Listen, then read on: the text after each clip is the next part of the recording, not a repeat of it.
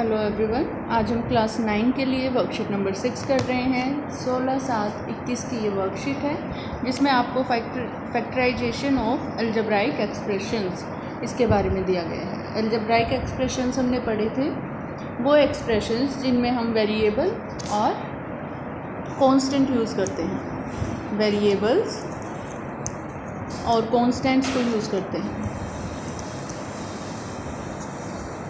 Variables क्या होते हैं? वो टर्म्स होती हैं जिनकी वैल्यू हम चेंज करते हैं। इनकी वैल्यू हम चेंज कर सकते हैं, कोई भी वैल्यू रख सकते हैं। लेकिन कांस्टेंट क्या होते हैं? कांस्टेंट वो नंबर्स होते हैं जिनकी वैल्यूज फिक्स्ड होती है। जो भी न्यूमेरिक फॉर्म में हमारे पास वैल्यूज़ दी होंगी आपके एक्सप्रेशन के अंदर, वो क्या होंगे? कांस्टेंट होंगे। और इस तरह से जो होंगे वो होंगे वेरिएबल्स। और इन्हें हिंदी में हम क्या कहते हैं? बीजीय व्यंजकों का गुणनखंड हम सीखेंगे।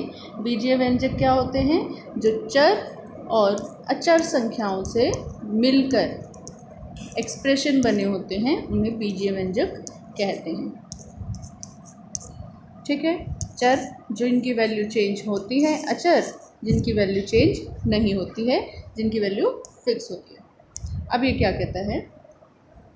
यहाँ पर आपको सबसे पहले अलजेब्राइक एक्सप्रेशंस के बारे में बताया गया है और फैक्टराइजेशन क्या होता है। Factorization of an algebraic expression mean writing the expression as a product of factors. जो भी अलजेब्राइक एक्सप्रेशन के फैक्टर बनेंगे, फैक्टर क्या होता है? गुणनखंड, हिस्से बना देते हैं हम उसके। मान लो 2y है तो मैं उसको कैसे लिख सकती हूँ? 2 और y करके लिख सकती हूँ, दो हिस्सों में उसे बांट सकती हूँ। तो ये कहता है कि आपके पास जो अलजेब्राइक एक्सप्रेशंस होते हैं means writing the expression as a product of factor. हम उसको फैक्टर्स के प्रोडक्ट के रूप में लिख देते हैं। अब दूसरी चीज़ ये क्या कहता है कि हमारे पास किसी बीजीय व्यंजक को जब हम अपने उसके गुणनखंडों के गुणनफल के रूप में लिखते हैं तो वह प्रक्रिया क्या कहलाती है? वह गुणनखंड कहलाती है। ठीक है, उनके गुणनफल के रूप में लिख दो, गुणनखंड के गुणनफल के रूप में लिख देते हैं। उसके बाद आपको क्या कहता है? आपके पास यहाँ पर दिया है algebraic expression can be factorized using the common factor method, regrouping term together and also by using algebraic identities। हमने लास्ट वर्कशीट में algebraic identities पढ़ी थी। बीजीय सर्व समीकाएं पढ़ी थी और उन सर्व समीकाओं का इस्तेमाल करके, और दूसरा मेथड कॉमन फैक्टर मेथड, यानी कि आपका गुणनखंड बनाना। इन दो मेथड से हम क्या कर सकते हैं? कॉमन फैक्टर एंड इसको हिंदी में बोलते हैं गुणनखंड विधि। इन दो चीज़ों से हम क्या कर सकते हैं? हम किसी भी अलजेब्राइक एक्सप्रेशन को फैक्टराइज कर सकते हैं। अब यहाँ पर जो आपको एक्सप्रेशन दिया है वो कौन सा दिया? देखिए, सबसे पहले ये बोलता है 3a² bc प्लस 5ab²c। हम क्या करेंगे? हमारे पास दो टर्म्स हैं और इनको फैक्टराइज कर लेंगे, मल्टीप्लिकेशन में लिख लेंगे गुणनखंडों के रूप में। 3 इंटू a स्क्वायर क्या होगा? a 2 बार मल्टीप्लाई हो जाएगा, फिर हमारे पास b और multiply c plus 5 into a into b into b into c। ये आपके यहाँ पर हम इनको फैक्टर्स की मल्टीप्लिकेशन में लिख लिया इस तरह से। अब हम क्या करेंगे? अब हम इनमें कॉमन टर्म्स को निकाल लेंगे। तो यहाँ पर कॉमन टर्म्स कैसे पता लगेंगी? देखिए, कॉमन टर्म्स जो दोनों ही एक्सप्रेशन में आते हो, दोनों ही टर्म्स में आते हो एक्सप्रेशन की। एक बार यहाँ आ रहा है, एक बार यहाँ आ रहा है। उसके बाद बी भी आपका एक बार रिपीट हो रहा है। देन आपके पास सी है, सी भी रिपीट हो रहा है। तो यहाँ पर आपके कॉमन फैक्टर्स क्या आ जाएंगे? ए इंटू बी इंटू सी आ जाएंगे। ठीक है, अब इसके बाद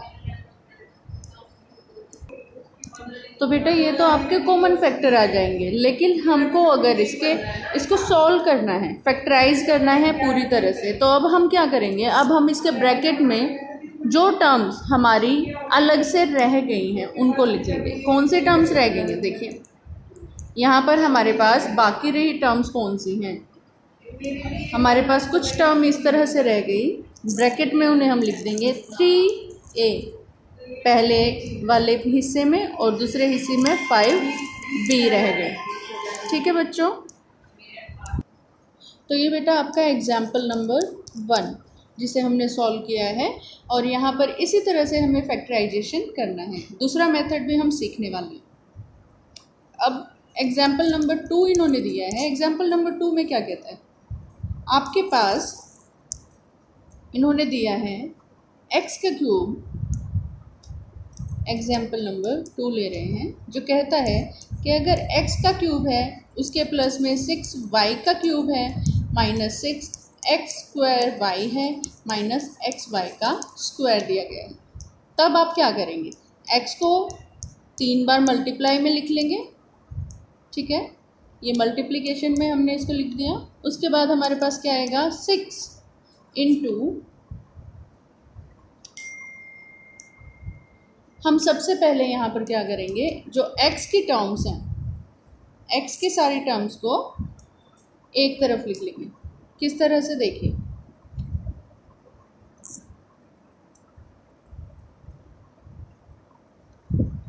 x³ और x की दूसरी टर्म क्या है, माइनस में 6x² और माइनस xy² और प्लस में क्या है 6y का क्यूब। अब यहाँ से हम क्या कर सकते हैं, कॉमन ले सकते हैं। क्या कॉमन लेंगे, x को बाहर ले लिया, ठीक है, x का स्क्वायर बाहर आ जाएगा क्योंकि इस टर्म में x² है और x³ है, तो यहाँ एक x बच जाएगा, माइनस में क्या बचेगा 6y बचेगा।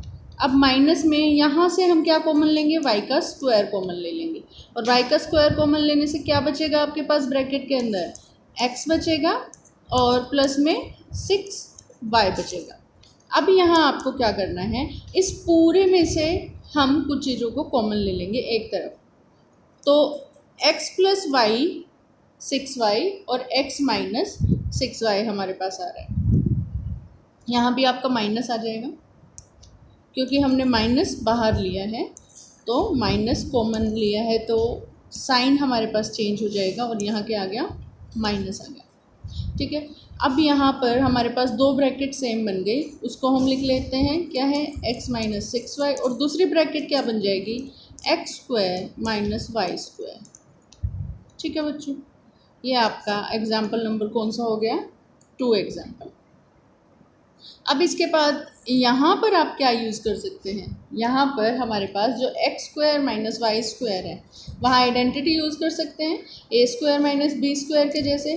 तो पहला तो आपका एक्सप्रेशन था, ब्रैकेट था x माइनस 6y, दूसरा जो ब्रैकेट है x² माइनस y² बनता है, उसको हम कैसे लिख सकते हैं, x minus y and x plus y। तो ये आपका फैक्टराइजेशन हो गया, और इस टर्म में हमने क्या किया है, आइडेंटिटी को यूज़ कर लिया। अब देखो एग्जाम्पल नंबर 3 दिया है। एग्जाम्पल नंबर 3 में क्या कहता है, थर्ड एग्जाम्पल में आपको इस अलजेब्राइक एक्सप्रेशन को फैक्टराइज करना है, या फिर हम कहें कि आपको इस समीकरण को हल करना है। क्या दिया है, x² माइनस 6 प्लस 8 दे दिया है। अब जो मिडल टर्म होगी ना, हम उसको स्प्लिट कर लेंगे। इस केस में जब आपको इस तरह से 3 टर्म्स दी होंगी, हम क्या करेंगे, मिडल टर्म को स्प्लिट कर लेंगे, 2 भागों में बांट लेंगे। और 2 भागों में किस तरह से बांटेंगे कि ऐड होकर तो वो 6 ही होना चाहिए, और जब हम उसको मल्टीप्लाई करें उन नंबर को तो 8 आ जाए। तो ऐसा कौन सा एडिशन हो सकता है 6 का, अगर मैं 3 प्लस 3 करूँ, 6 तो बन रहा है, लेकिन 3 मल्टीप्लाई 3 करूँगी तो क्या बनेगा, 9 बनेगा ना। अगर मैं 4 प्लस 2 कर दूँ तो क्या ये 6 बनेगा, हाँ ये 6 बन जाएगा, और 4 मल्टीप्लाई 2 क्या बनेगा, 8 बन जाएगा। तो इसका मतलब 4 और 2 का कम्बिनेशन हमारा इसके लिए ठीक रहेगा। तो इन्होंने क्या किया यहाँ पर, मिडल टर्म जो है उसको कैसे लिख लिया, आपके पास जो एक्सप्रेशन दिया है उसकी मिडल टर्म को लिया और इन्होंने कैसे लिखा है इसको, x का स्क्वायर प्लस में 6 क्या था 4 + 2 बना दिया और x + 8। अब यहाँ पर आप क्या करेंगे, x का स्क्वायर जो है वो +2x और +4x बन जाएगा एंड प्लस में 8 आ जाएगा। अब फिर से आप यहाँ पर कॉमन ले लें। कॉमन कैसे लेंगे, आपके पास x स्क्वायर और 2x में से कॉमन ले लो पहले। यहाँ पर 2 ब्रैकेट आपके बन गए और इनमें से हम कॉमन लेते हैं। तो कॉमन कैसे लिया जाएगा, x कॉमन लेंगे, क्या बचेगा x + 2 बच जाएगा। और दूसरे ब्रैकेट में से क्या कॉमन ले लोगे, यहाँ पर आप 4 कॉमन ले लें तो x + 2 बच जाएगा। सेम ब्रैकेट हो गई हमारे पास 2। सेम ब्रैकेट लेने के लिए हमें ऐसा नंबर बाहर लेना पड़ेगा कॉमन जिससे हमारे ब्रैकेट में बिल्कुल सेम चीज़ें आ जाए। अब यहाँ पर आपके पास 2 चीज़ें बन गई, 2 ब्रैकेट आपके आ गए, x + 4 आ गई और x + 2 आ गई और ये फैक्टराइजेशन हो गया थर्ड क्वेश्चन का। ये आपका थर्ड एग्जाम्पल था। इसके बाद आपके पास फोर्थ एग्जाम्पल में क्या कहता है, देखिए फोर्थ एग्जाम्पल में आपको सिंप्लीफाई करना बोला है। क्वेश्चन वही है, बस थोड़ा सा इन्होंने लेंथी कर दिया है। किस तरह से लेंथी किया है, देखिए यहाँ पर आपको ऊपर एक टर्म दी है जिसे हम कैसे सॉल्व करेंगे, 3 टर्म से तो स्प्लिट मेथड लगा लेंगे ना, स्प्लिट मेथड लग जाएगा। 4 को हम क्या कर सकते हैं, 4 को ऐसे 2 नंबर का एडिशन करके लिखना है कि उनको मल्टीप्लाई करें तो लास्ट वाले टर्म बन जाए। तो 4 को ऐसे कैसे लिख सकते हैं, लास्ट में तो 3 है तो हम लिख सकते हैं 3 + 1, क्योंकि 3 × 1 हमारे पास क्या आ जाएगा, मल्टीप्लिकेशन 3 आ जाएगा। तो मतलब हमारा ये कम्बिनेशन ठीक रहेगा। अब देखो यहाँ पर कैसे सॉल्व करेंगे, हमने क्या किया, x² + 4x + 3 दिया गया है ना, हमें दिया गया है x², एग्जाम्पल नंबर 4 है, x² + 4x + 3 डिवाइडेड बाय क्या दिया है, 6x + 18 दिया गया है।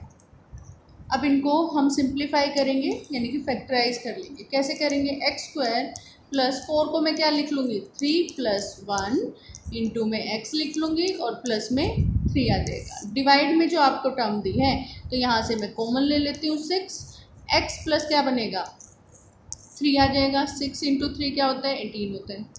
अब हमारे पास क्या रह गया, x² आ गया, प्लस में एक टर्म बन जाएगी 3x और एक टर्म बन जाएगी x और प्लस में क्या आ जाएगा, 3 आ जाएगा। अब आपके पास डिवाइड में क्या दे दिया, यहाँ पर डिवाइड में आपके पास होगा 6x + 3 है आपके पास डिवीज़न में, तो इसे आप क्या लिख सकते हैं, 6x + 3 को एज इट इज़ उतार लेंगे हम इसे, 6x + 3 ही रख लेंगे। इसके बाद आपके पास एक्सप्रेशन में क्या दिया है, हम कॉमन ले लेंगे। यहाँ से कॉमन क्या ले सकते हैं, हम 2 टर्म्स बना सकते हैं ना इनकी। तो हम क्या करेंगे, पहले टर्म में हमने x कॉमन ले लिया और क्या बच जाएगा हमारे पास, x + 3 बच जाएगा। सेकंड टर्म में क्या कॉमन ले सकते हैं, सेकंड टर्म में हम 1 कॉमन ले सकते हैं, x + 3 दूसरी ब्रैकेट रह जाएगी। 2 ब्रैकेट हमें सेम बनानी होती है, 6x + 3 हमारा अपोन में आ जाएगा। अब आगे क्या किया है इन्होंने, देखो 1 तो हमारा ऐसे का ऐसे कैंसिल हो जाएगा ना, और इस टर्म को भी सॉल्व कर लेंगे और इस टर्म को भी सॉल्व कर लेंगे। इनको सॉल्व करने के बाद हमारे पास क्या बचेगा, ये देखो इन्होंने क्या किया, 2 ब्रैकेट्स हमारे पास बना ली और 2 ब्रैकेट्स बनकर क्या हो गया, यहाँ देखिए ये हमारी 2 ब्रैकेट बन जाएंगी, x + 3 बन जाएगी और दूसरी क्या बनेगी, x + 1 बन जाएगी। और इनके डिवाइड में क्या है, x + 3 है और यहाँ हमको इसको कट कर देना। अब आप कहेंगे x + 3 तो यहाँ भी था, तो इसको डायरेक्ट कट क्यों नहीं किया, इसको डायरेक्ट इसलिए कट नहीं किया क्योंकि बेटा हमने मल्टीप्लिकेशन को पूरी तरह से सॉल्व नहीं किया था। पहले हमें इस टर्म को पूरा सॉल्व करना पड़ेगा, उसके बाद ही हम इनको कट कर सकते हैं। अब ये x+3 हमारे कैंसिल आउट हो गए। x+3 कैंसिल आउट होने के बाद हमारे पास कौन से एक्सप्रेशन बच गए? हमारे पास दो चीज़ें बच गई, x+1 और उसके डिवीज़न में क्या बच गया? 6 बच गया। तो ये हमारा क्या हो गया? आंसर हो गया। हमने इसको फैक्टराइज कर दिया या इसके गुणनखंड बना दिया। अब इसके बाद आपके पास कुछ अनसॉल्व क्वेश्चन दिए हैं। तो यहाँ क्वेश्चन नंबर 1 बेटा आपको दिया है, और क्वेश्चन नंबर 1 में क्या कहता है? फर्स्ट पार्ट के अंदर कि फैक्टराइज करो अलजेब्राइक एक्सप्रेशन को, या फिर आपको क्या करना है? निम्नलिखित बीजीय व्यंजकों को गुणनखंड कीजिए। तो इनके गुणनखंड हम कैसे करेंगे? 8x का xy का क्यूब माइनस 6x का स्क्वायर एंड y का स्क्वायर, ये एक्सप्रेशन आपको दिया गया है और इसको हमें क्या करना है? फैक्टराइज करना है। किस तरह से आप इसको फैक्टराइज करेंगे? देखिए, सबसे पहले हम क्या कर सकते हैं, यहाँ से हम कॉमन ले लेते हैं दोनों टर्म में से। दोनों टर्म में से क्या कॉमन आ सकता है? यहाँ 8 है और यहाँ 6 है, दोनों ही 2 के मल्टीपल हैं, 2 के गुणज हैं, तो 2 हमने बाहर ले लिया। फिर हमारे पास x कॉमन आ सकता है, x और x स्क्वायर में से, और फिर दोनों टर्म में से y भी कॉमन आ सकता है। और y कितना आ सकता है? स्क्वायर तक कॉमन आ सकता है, तो हमने स्क्वायर तक कॉमन ले लिया। अब फर्स्ट टर्म में से आपके पास क्या बच गया? 4, 8 की जगह 4 बच गया, और y क्यूब की जगह क्या बच गया? y बच गया, क्योंकि हमने y स्क्वायर बाहर ले लिया। उसके बाद हमारे पास क्या बचता है? 3, 6 की जगह क्या आ जाएगा? 3 आ जाएगा, और हमारे पास x आ जाएगा। ठीक है, ये हमारे पास दो टर्म्स बन जाएंगी। अब आपका ये क्वेश्चन यहाँ तक कंप्लीट हो गया। सिर्फ इसका यही फैक्टराइजेशन होगा, कॉमन ले लिया। आप इसको सिंपली भी कर सकते हैं, अगर किसी को समझ नहीं आया अभी तक क्वेश्चन, तो हम इसको ऐसे भी लिख सकते हैं, x इंटू, देखिए आपको दूसरे तरीके करके दिखाती हूँ, -6 x का स्क्वायर एंड y का स्क्वायर ये दिया है। तो हम इनको टर्म्स को स्प्लिट करके लिख लेंगे। क्या लिखेंगे? 2 into 4 into x into y into y into Y.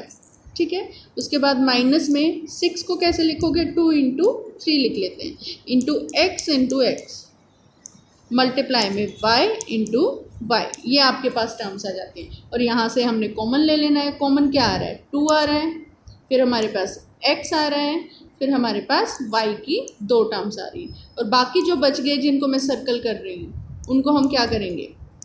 Bracket के अंदर लिख लेंगे, 4y माइनस में आपका 3x। यही हमारा आंसर यहाँ पर बन गया। ठीक है, इसके बाद आपके पास सेकंड पार्ट दिया है। सेकंड पार्ट में क्या कहता है?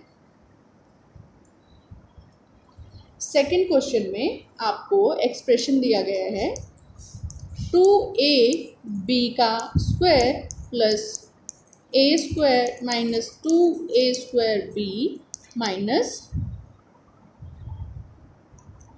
b माइनस b का स्क्वायर।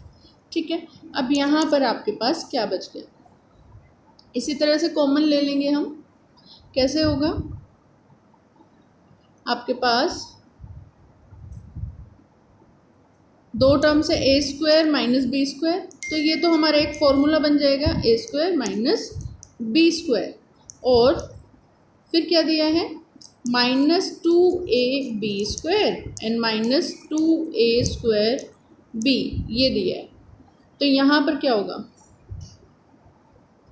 प्लस, एक तो टर्म है प्लस की और एक है माइनस की। अब यहाँ पर ये हमारा फॉर्मूला हो सकता है, a square minus b square दिया है ना, तो हम क्या लिख सकते हैं? इसको a प्लस b लिख सकते हैं, और क्या लिख सकते हैं? a माइनस b लिख सकते हैं। ठीक है, इसके बाद आप सेकंड टर्म में से क्या कॉमन ले सकते हैं? सेकंड टर्म में से हमारे पास माइनस के 2ab ये कॉमन आ सकता है, और फर्स्ट टर्म में क्या बच जाएगा? यहाँ पर हमारे पास रह जाएगा b, और माइनस का भी हो जाएगा, और क्या रह जाएगा? प्लस a रह जाएगा। माइनस b क्यों हुआ भाई? क्योंकि ये टर्म में से जब हम माइनस कॉमन लेंगे तो अंदर वाले सारे जो साइन होंगे वो चेंज हो जाएंगे, तो यहाँ माइनस भी आ गया। ठीक है, अब इक्वल टू आप क्या बना देंगे इसको? यहाँ पर आपके a माइनस b ये भी तो a माइनस बी बन गया ना, और ये a माइनस बी बन गया। ये टर्म तो हमने इस और इस एक्सप्रेशन से कॉमन ले ली। दूसरी ब्रैकेट में क्या रह गया, a प्लस बी रह गया और -2ab रह गया। तो ये हमारा क्वेश्चन इस तरह सॉल्व हो जाता है। ये सेकंड पार्ट था। अब इसके बाद थर्ड पार्ट आपका क्या कहता है। थर्ड पार्ट के अंदर आपको दिया है कि x² है और प्लस में 8x है और प्लस में 12 है। तो इसको टर्म को स्प्लिट कर लेंगे। 8 को हम कैसे लिख सकते हैं कि हमारा 12 बन जाए। 4 × 4 क्या होता है, 4 + 4 करें 8 तो आ गया, लेकिन 12 नहीं बना ना। और क्या लिख सकते हैं हम इसको, क्या 6 × 2 लिख सकते हैं। 6 + 2 8 होगा और 6 × 2 कर देंगे तो क्या बन जाएगा, 12 भी बन जाएगा। तो हम 8 को इस तरह से लिख लेंगे, 6 और 2 की टर्म में हम इसे लिखेंगे। देखो कैसे लिखते हैं। यहाँ पर हम लिखेंगे कि x² जो है एज इट इज़ आ गया, और प्लस में क्या है 6 + 2x और प्लस में 12, ये हमने लिख लिया। अब क्या बनेगा, आपके पास x² + 6x + 2x + 12 आ गया। ठीक है। अब यहाँ आपको क्या करना होगा, कॉमन लेना होगा। पहली टर्म में x कॉमन लिया, x + 6 बच गया, और दूसरे में क्या कॉमन ले लेंगे, प्लस में 2 कॉमन ले लेंगे, और क्या बच जाएगा आपके पास, x + 6 बच जाएगा ये भी। अब यहाँ पर आपके दो ब्रैकेट बन जाएंगे, सिंपली x + 2 एंड x + 6, ये आपका फैक्टराइज हो गया। इसके बाद क्वेश्चन नंबर आपका फर्स्ट का फोर्थ पार्ट आता है। फोर्थ पार्ट के अंदर आपको दिया गया है कि x का जो स्क्वायर है प्लस 10x है और प्लस में 16 है। अब फिर से मिडल टर्म को स्प्लिट करना होगा कि 16 बन जाए। 8 + 2 और 8 × 2 16 देता है, तो हम इसको 8 + 2 के पेयर में लिखेंगे। क्या बनेगा, देखिए, = x² + 8 + 2 × x + 16 = x² + 8x + 2x + 16। ठीक है। अब यहाँ से x कॉमन ले लो, x की टर्म कॉमन लेंगे, क्या बच जाएगा हमारे पास, x + 8 बच जाएगा। और यहाँ से क्या कॉमन लोगे, यहाँ से हम 2 कॉमन ले सकते हैं, x + 8 यहाँ भी बच जाएगा। और क्या बन गया ये, x + 8 और x + 2, ये हमारा फैक्टराइजेशन हो जाएगा। इसके बाद सिंप्लीफाई करने के लिए क्वेश्चन दिए हैं। सेकंड क्वेश्चन का फर्स्ट पार्ट दिया है, क्या कहता है कि x² -9 देता हूँ और डिवाइड में देता हूँ 6x + 18। अब इसको सॉल्व करना है। इसको सॉल्व करने के लिए हम क्या कर सकते हैं, आइडेंटिटी बना सकते हैं ना, हम सर्वसमीका का इस्तेमाल कर सकते हैं। कौन सी, a² - b² हमने पढ़ा है, तो यहाँ a² x का स्क्वायर तो दिया, 9 का स्क्वायर भी तो बना सकते हैं हम। 9 का स्क्वायर किस में बनेगा, 3 का स्क्वायर कर दें तो हमारा 9 का स्क्वायर हो जाएगा। और ये क्या बन जाता है, a + b और a - b, ये आइडेंटिटी या सर्वसमीका यहाँ पर हम इस्तेमाल करेंगे। तो हमारे पास एक्सप्रेशन क्या बन जाएगा, ये बनेगा x² - 3 का स्क्वायर बन गया, और डिवाइड में क्या हो गया, यहाँ पर 6 कॉमन ले लेंगे, क्या बचेगा, x + 2 बच जाएगा, x + 3 आपका बचेगा। हाँ, x + 3 आपका यहाँ पर रह जाएगा। अब आपके पास x² और 3 का स्क्वायर है माइनस में, तो ये हमारा क्या बन गया, x + 3 एंड x - 3 बन गया। ठीक है। और डिवाइड में क्या था, 6 × x + 3 था। x + 3 और x + 3 कैंसिल आउट हो जाएंगे। आंसर में क्या रह जाएगा, आंसर में हमारे पास होगा x - 3, ऊपर जो टर्म बची और नीचे क्या बच गया, 6। ये हमारा क्या हो गया, सिंप्लीफिकेशन हो गया इस क्वेश्चन का।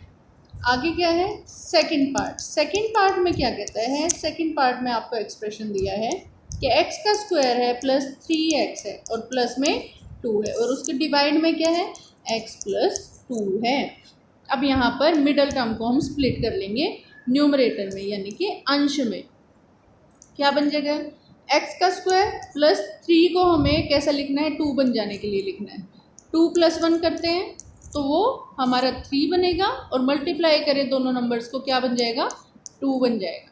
इसीलिए हम इसी तरह से इसको लिखते हैं x प्लस 2 लिख दिया अपॉन में। अब क्या होगा x का स्क्वायर और प्लस में क्या बना 2x प्लस में x और प्लस में 2 डिवाइड बाय क्या है x प्लस 2 है। अब यहाँ पर कॉमन ले लेंगे हम, टर्म्स में से क्या करेंगे कॉमन ले लेंगे। कैसे देखो जरा कैसे कॉमन लेंगे।